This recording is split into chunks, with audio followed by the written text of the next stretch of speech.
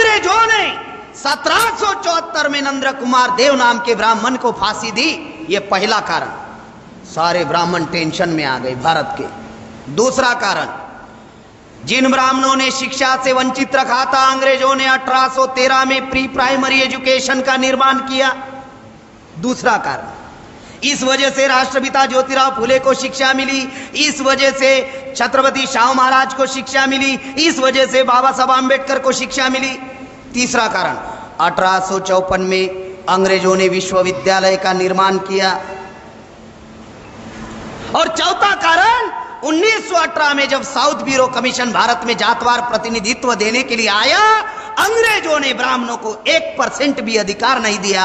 जिन मुगलों ने 40% हिस्सेदारी दी थी, अंग्रेजों ने ब्राह्मणों को कुछ नहीं दिया। तो ब्राह्मणों को लगा अगर अंग्रेज ज्यादा दिन तक भारत में रहेंगे तो ये जो SC ST OBC जो समाज है, जिनको हजारों सालों से हम लोगों ने शिक्षा से वंचित करके रखा, ज्ञान से वंचित करके रखा, अगर ये जाग जाएंगे तो इनकी संख्या ज्यादा है, तो ये लोग इस देश के हुक्मरान बन सकते हैं। अगर इन लोगों को हमारा षड्यंत्र पता चला तो फिर ब्राह्मणों का क्या होगा। इसीलिए जितना जल्दी हो उतना जल्दी अंग्रेजों को भगाओ। और भगाने के लिए 28 दिसंबर 1885 में कांग्रेस बनाई। और कांग्रेस का पहला सर्वे सर्वा न्यायमूर्ति गोविंद रानडे नाम का ब्राह्मण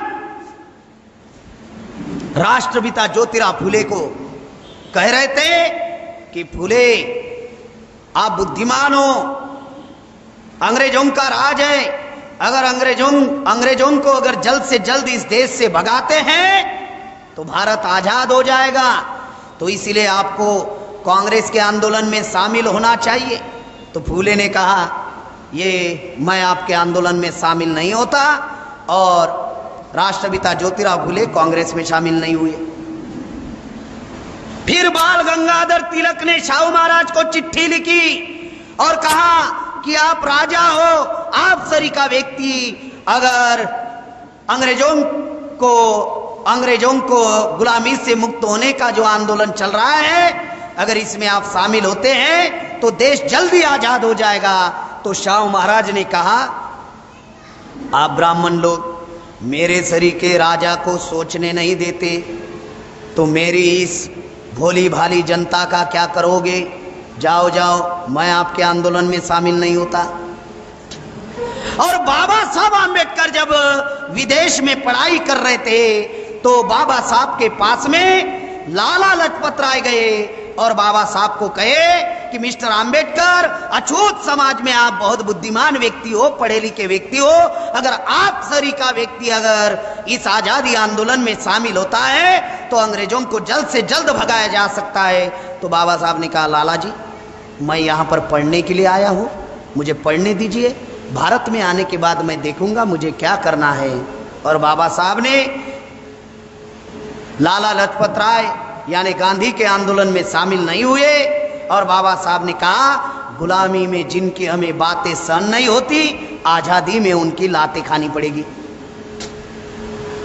राष्ट्रपिता ज्योतिराव फुले ने क्या कहा, जब तक अंग्रेज माए बाप भारत में है तब तक भारत के शूद्र अति शूद्रों ने ब्राह्मणों के गुलामी से मुक्त होने के लिए जल्दी करनी चाहिए।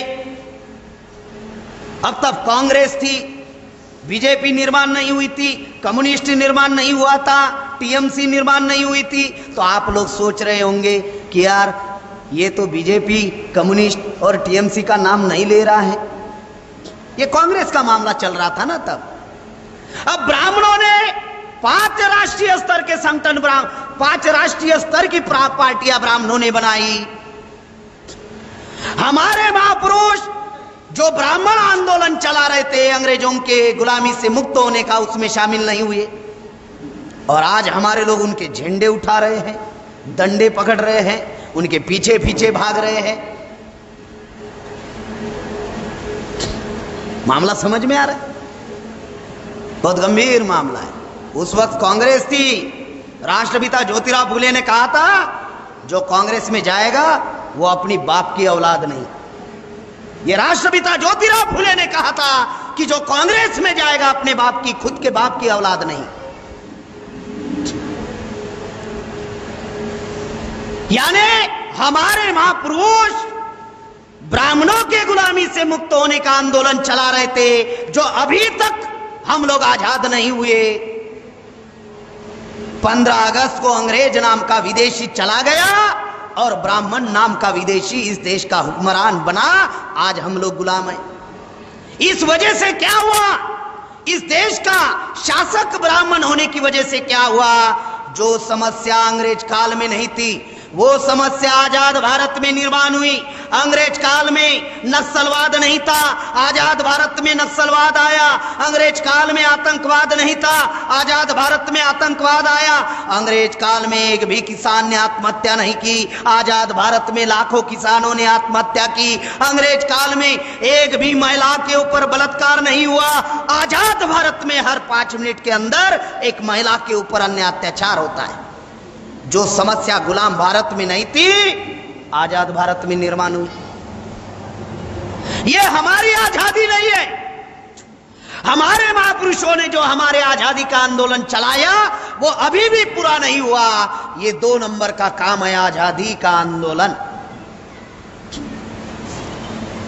पहला अधूरा कार्य क्या है महापुरुषों का? जितने भी महापुरुषों ने आंदोलन चलाए, प्रतिनिधित्व के लिए चलाए कि हमारे समाज को जीवन के प्रत्येक क्षेत्र में प्रतिनिधित्व मिले, वो अभी भी पूरा नहीं हुआ।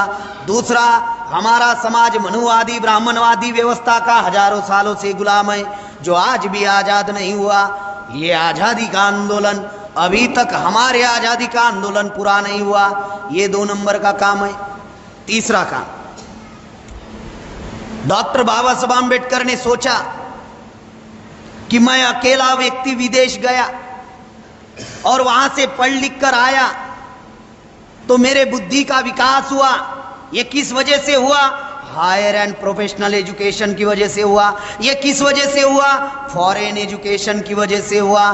तो बाबा साहब अम्बेडकर ने सोचा, अगर मेरा इतना विकास हुआ और मैंने इस समाज के लिए इतना किया, अगर मेरे सरीका नौजवान अगर विदेश जाएंगे, पढ़ लिख कर आएंगे तो हमारे समाज का कल्याण होगा। इसलिए बाबा साहब अम्बेडकर ने फॉरेन एजुकेशन देने के लिए हमारे समाज के 52 स्टूडेंट को विदेश में भेजा। उसमें से पहली बैच जो थी 16 स्टूडेंट को भेजे। कुल बाबा साहब ने 52 स्टूडेंट को भेजा, उनमें से 51 विदेश में ही रह गए। उधर ही मकान बनाए, उधर ही शादी की, उधर ही बच्चे पैदा, इधर आए ही नहीं। सिर्फ एक व्यक्ति रिटर्न आया, उसका नाम है बैरिस्टर राजा भाऊ खोबरागड़े। वो आया, कांग्रेस में चला गया। कोई फायदा हुआ? बाबा साहब ने सोचा, मैं अकेला गया था, अकेला पढ़कर आया तो इस देश का मैंने इतना कल्याण करने का प्रयास किया। अगर मेरे तरीके अगर सैकड़ों बच्चे विदेश जाकर पढ़कर आएंगे और इनको हायर एंड प्रोफेशनल एजुकेशन अगर मिलेगा तो ये लोग समाज का आंदोलन चलाएंगे। ऐसी सोच बाबा साहब अम्बेडकर ने रखी थी, नहीं हुआ। ये बात ब्राह्मणों ने समझ ली और ब्राह्मणों ने हायर एंड प्रोफेशनल एजुकेशन महंगा कर दिया। आज आप डॉक्टर बनना चाहते हो, MBBS 50 लाख रुपए फीस है। MD MS करना चाहते हो, 1 करोड़ 2 करोड़ रेट चल रहा है। हायर एंड प्रोफेशनल एजुकेशन महंगा होने की वजह से हमारे बच्चे पढ़ने की वजह से उनको फॉरेन एजुकेशन नहीं मिल रहा है। यह मामला है, इस बात को समझना बहुत जरूरी है।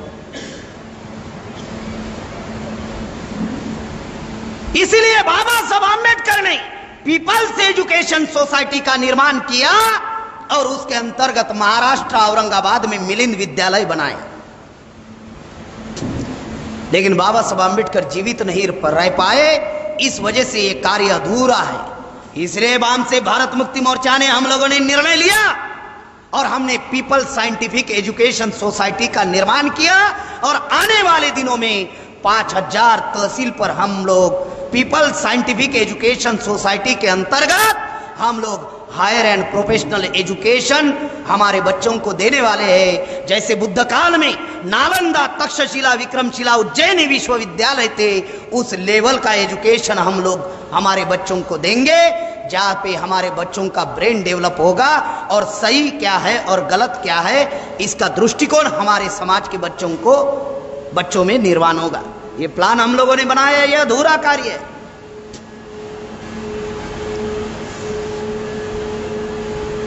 उसके बाद में 2 सितंबर 1946 को इंटरिम गवर्नमेंट बनी। बगैर चुनाव का प्रधानमंत्री पंडित जवाहरलाल नेहरू बना, बगैर चुनाव का प्रधानमंत्री। और गांधी जी ने ऐलान किया मिस्टर अंबेडकर के लिए संविधान सभा के दरवाजे ही नहीं खिड़कियां भी बंद है। बाबा साहब महाराष्ट्र में चुनाव में खड़े थे, गांधी जी और नेहरू ने 25,000 खर्चा किए, बाबा साहब को हराए। उस काल के 25,000 आज के करीबन 2.5-3 करोड़ रुपया है। चुनाव प्रचार का क्राइटेरिया 2,000 रुपए का था।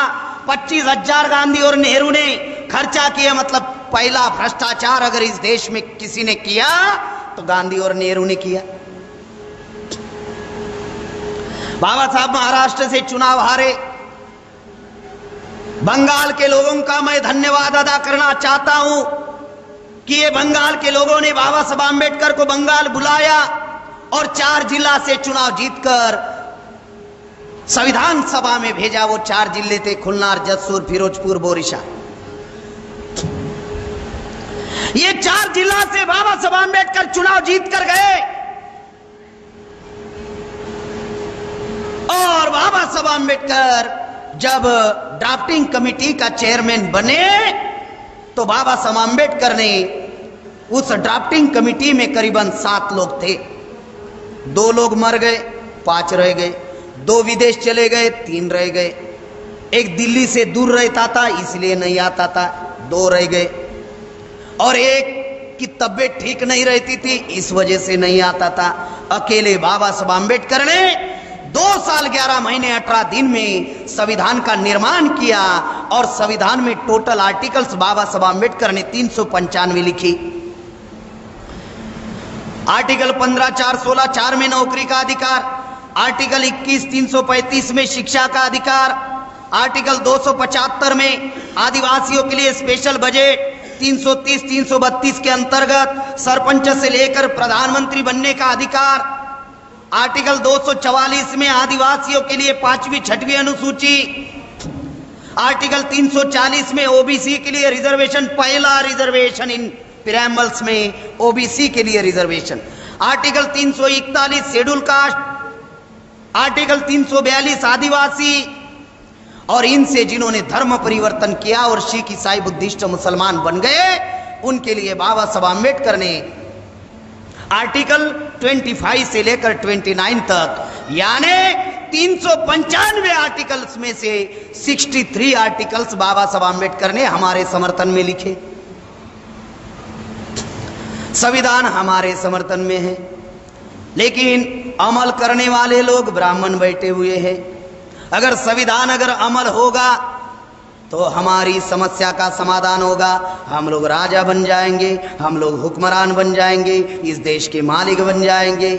लेकिन अमल करने वाले लोग ब्राह्मण हैं और वो डीएनए के आधार पर विदेशी है। वो लोग जानते हैं अगर ये लोग राजा बन जाए, ये लोग हुक्मरान बन जाए तो इनकी संख्या ज़्यादा है। जिनकी संख्या ज़्यादा होती है उनके वोट ज़्यादा होते हैं और जिनके वोट ज़्यादा होते हैं राज उनका रहता है। तो संख्या के आधार पर ब्राह्मणों का राज नहीं रह सकता, इसीलिए ब्राह्मण संविधान अमल ही नहीं करता।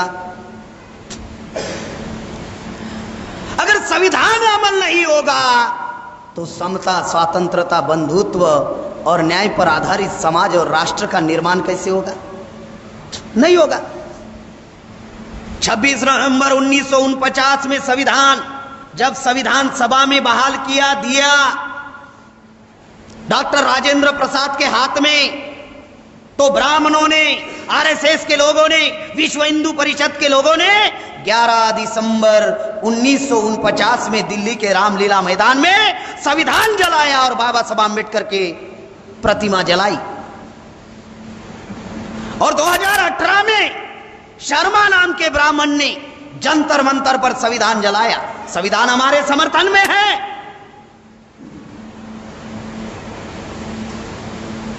और वो लोग अभी संविधान को खत्म करने में लगे हुए हैं और इस देश में मनुस्मृति लाना चाहते हैं।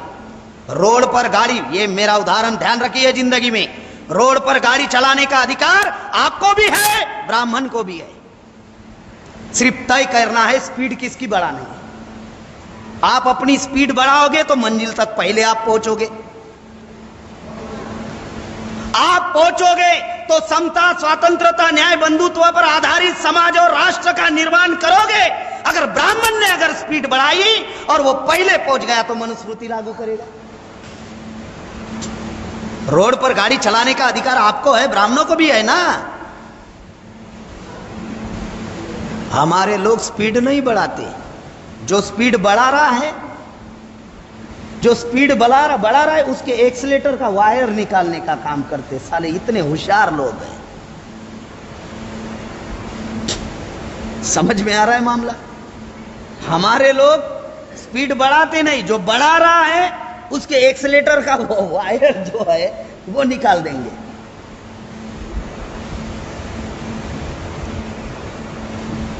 ये उदाहरण से आपको जीवन में अपनी सीख लेनी चाहिए।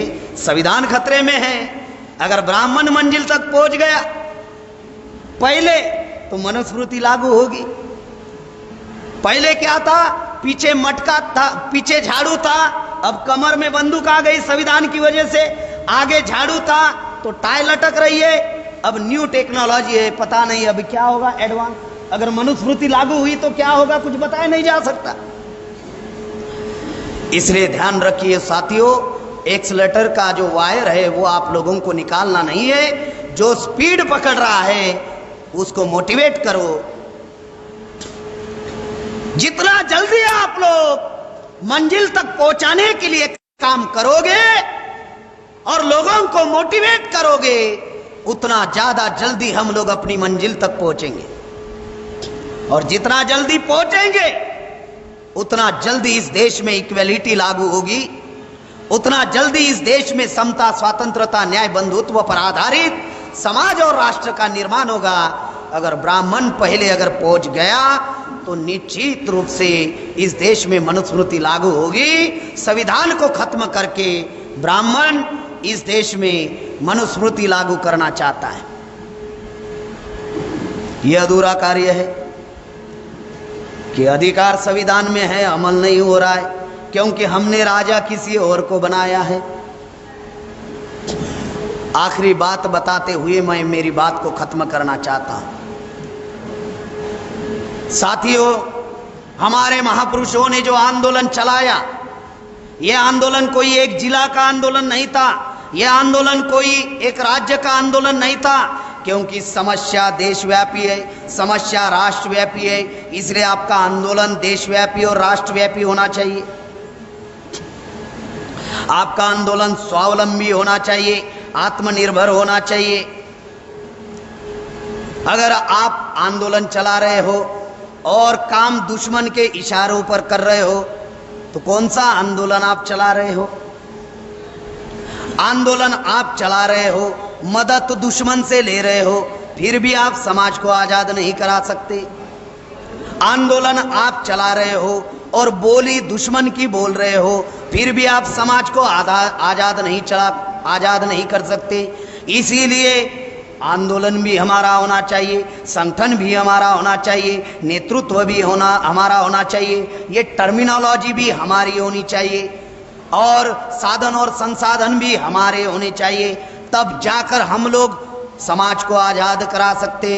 इसीलिए बांध से भारत मुक्ति मोर्चा, बहुजन क्रांति मोर्चा पिछले 42 साल में हम स्वावलंबी, आत्मनिर्भर, आत्मसम्मानी आंदोलन इस देश में हम लोग चला रहे हैं। अगर दुश्मन से आप सहारा लोगे तो दुश्मन इशारा करेगा, दुश्मन का इशारा नहीं मानोगे तो सहारा निकाल देगा। इसलिए खुद के बलबूते पर इस आंदोलन को हम लोगों को चलाना होगा। एक आंदोलन है, एक आंदोलन की जरूरत है, आंदोलन है, आंदोलन की जरूरत है। गाड़ी है और पेट्रोल नहीं है तो गाड़ी का कोई मतलब नहीं है, गाड़ी चलने वाली नहीं है।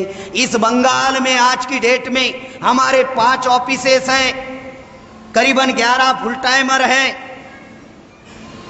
2 भवन हैं, एक पेपर चलता है मूल निवासी मुक्ति वार्ता, 2 4 व्हीलर चल रही है। आप लोगों को अंदाजा नहीं है, जो घर का मुखिया होता है उसको मालूम होता है उसके परिवार को चलाने के लिए महीने का कितना लगता है।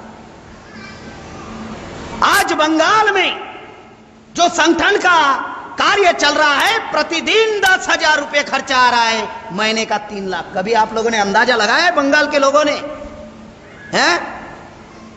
10,000 रुपए प्रतिदिन का खर्चा आ रहा है आंदोलन का, महीने के 3 लाख रुपए का खर्चा आता है। भाषण देने से ही क्रांति होने वाली नहीं है। जो आंदोलन आप लोग चलाना चाहते सिर्फ इतना ही है जितना आपको बताया, 5 ऑफिस, 2 भवन, 11 full timer, 1 paper, 2 4 wheeler, 2 2 wheeler भी चल रही है, कार्यकर्ता ने दी हुई। अब अंदाजा लगाइए, इस बंगाल में 23 जिले हैं और 341 ब्लॉक है, और आने वाले 5 साल में हम लोग 23 जिलों में 23 ऑफिस, 341 ब्लॉक में 341 ऑफिस और 500 फुल टाइमर की फौज हम लोग बंगाल में खड़े करने जा रहे हैं। आप अंदाजा लगाइए खर्चा कितना आएगा। है कि नाम की सरकार रहेगी, टाइटल सरकार है। सरकार बनाना चाहते हो और साधनों का निर्माण नहीं करना चाहते तो सरकार कैसे बनाओगे? हैं? कैसे बनाओगे सरकार? हवा में बनेगी। इतना चल रहा है तो 10,000 प्रतिदिन खर्चा है। और जब 341 ब्लॉक में जब ऑफिसेस हो जाएंगे और एक एक फुल टाइमर को हम लोग शिफ्ट करेंगे तो आप लोग अंदाजा लगाइए बंगाल में करोड़ रुपया खर्चा आने वाला है आंदोलन चलाने के लिए। इसलिए मैंने रोड का उदाहरण दिया। आपको भी गाड़ी चलाने का अधिकार है, ब्राह्मणों को भी है। आप अपनी गति बढ़ाओगे तो पहले पहुंचोगे।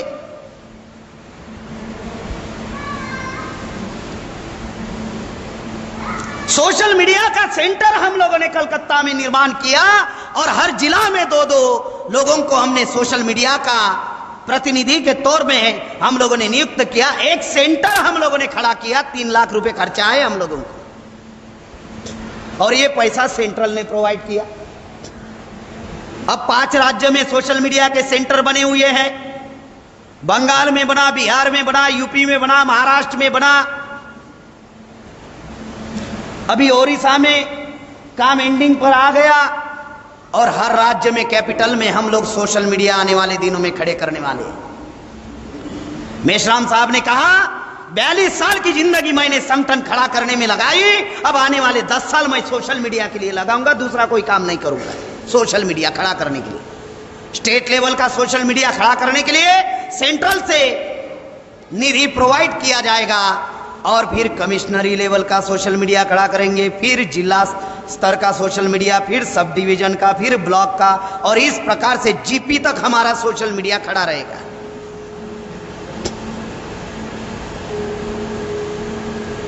अगर आत्मनिर्भर स्वावलंबी अगर आंदोलन हम लोगों को चलाना है, हमारे महापुरुषों ने जो आंदोलन चलाया, आत्मनिर्भर आंदोलन चलाया, उनके करनी और कथनी में कोई अंतर नहीं था। जो बोलते थे अमल करते थे। हमारे लोग नाम बाबा साहब आंबेडकर का लेते हैं, नाम हरचांद गुरचांद ठाकुर का लेते हैं, नाम राष्ट्रपिता ज्योतिराव फुले छत्रपति शाहू महाराज का लेते हैं, बाबा साहब का नाम लेते हैं। क्या नाम लेते हैं? जय भीम। और जय भीम बोलो किधर भी चलो, साला बीजेपी में चलो, कांग्रेस में चलो, टीएमसी में चलो, कम्युनिस्ट में चलो, जिधर मौका मिले साला उधर चलो, लेकिन जय भीम बोलो, कुछ मत करो।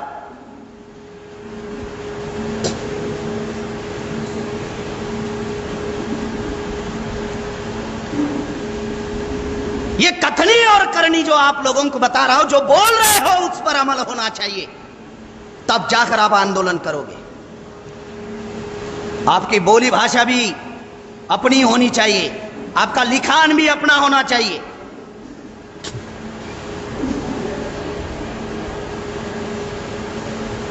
इसीलिए आप लोगों को जो बातें बता रहे हैं कि महापुरुषों का जय जयकार करने से मामला आगे बढ़ने वाला नहीं है, तो जो अधूरा कार्य है वो पूरा करने के लिए हम लोगों को टाइम, टैलेंट, मनी लगाना होगा। दुनिया में आंदोलन चलाने के लिए 3 चीजों की जरूरत है: टाइम, टैलेंट, मनी। समय देने वाले लोगों को तैयार करना होगा, पैसा देने वाले लोगों को तैयार करना होगा, क्योंकि दुश्मन निजीकरण करके हमारे समाज के रिसोर्सेज खत्म किया जा रहा है। और बुद्धि देने वाले लोगों को भी हम लोगों को तैयार करना होगा। जो जितना समय दे सकता है उतना समय उससे लो, जो पैसा दे सकता है उससे पैसा लो, जो बुद्धि दे सकता है उसको उसकी बुद्धि हम लोग ले सकते हैं। टाइम, टैलेंट, मनी के आधार पर इस देश में आजादी का आंदोलन चलाया जा सकता है। तो हमें आत्मनिर्भर आंदोलन चलाना होगा। दूसरा, ब्राह्मणों का मौलिक सिद्धांत है, उसका एक चरित्र है कि वो ऑर्गेनाइज वे में हमको गुलाम बना रहा है। जम्मू कश्मीर के लोगों को जैसे गुलाम बना कर रखा, कन्याकुमारी के लोगों को वैसे ही गुलाम बना कर रखा, गुजरात के लोगों को वैसे ही गुलाम बना कर रखा, बंगाल के लोगों को वैसे ही गुलाम बना कर रखा। उसका तरीका एक ही है। आरक्षण पूरे देश भर में खत्म हो रहा है, निजीकरण पूरे देश भर में आया है, किसान की आत्महत्या पूरे देश भर में हो रही, महिलाओं के पर अत्याचार पूरे देश भर में हो रहा है, एनआरसी पूरे देश भर में लागू हो रही है या नहीं? तो समस्या आपकी देशव्यापी है, संगठन आपका जिला व्यापी रहेगा, संगठन आपका राज्य व्यापी रहेगा, तो ये देशव्यापी समस्या का समाधान आप कर पाओगे। पत्थर को अगर सिर मारोगे, ये पत्थर सरी का मजबूत व्यवस्था है। विधेयपालिका ब्राह्मणों के नियंत्रण में, कार्यपालिका ब्राह्मणों के नियंत्रण में, न्यायपालिका ब्राह्मणों के नियंत्रण में, मीडिया ब्राह्मणों के नियंत्रण में, पुलिस ब्राह्मणों के नियंत्रण में, मिलिट्री ब्राह्मणों के नियंत्रण में, पैरामिलिट्री ब्राह्मणों के नियंत्रण में, बंदूक उनके पास में, गोली उनके पास में, दंडा उनके पास में।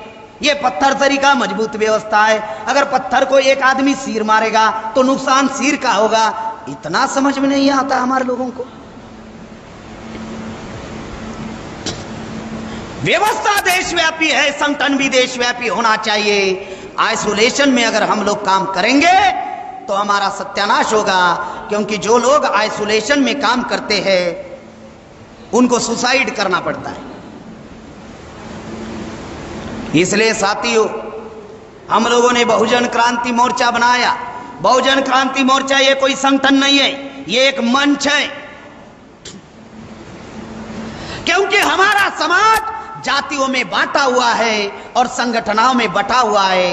लाखों संगठन हमारे समाज में निर्माण हुए हैं। इस वजह से टाइम, टैलेंट, मनी डिवाइड हो चुका है। अगर आप लोग इस देश में, अगर हम लोग आजाद होना चाहते हैं, हुक्मरान बनना चाहते हैं, तो मैं सभी संगठनों को एक बात कहना चाहता हूं इस मन से कि आप अपना डंडा, झंडा, डेंडा बरकरार रखो।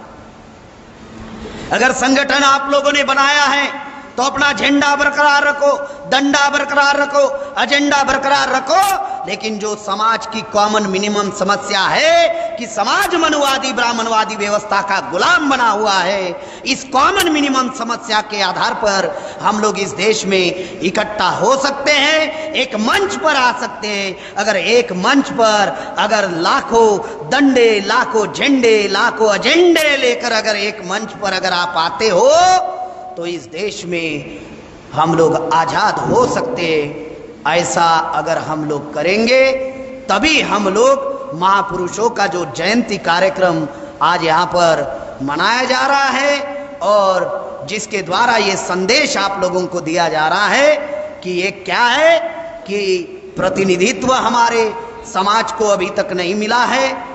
दूसरा, हमारे समाज अभी तक गुलाम है।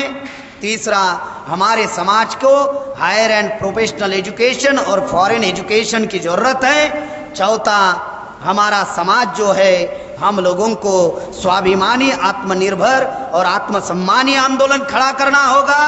और आखिरी, इस देश में राष्ट्रव्यापी समस्या है तो राष्ट्रव्यापी आंदोलन हम लोगों को खड़ा करना होगा, तभी महापुरुषों का उद्देश्य सफल